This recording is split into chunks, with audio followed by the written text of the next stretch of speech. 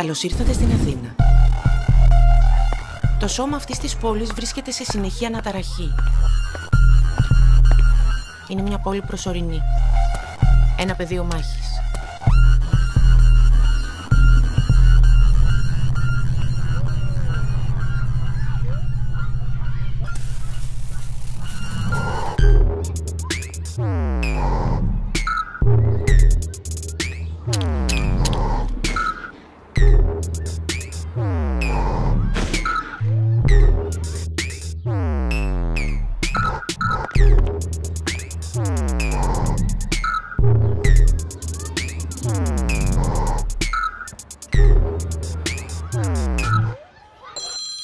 Ναι. Ναι. Όχι, στο νοσοκομείο με θεραπεία έχω.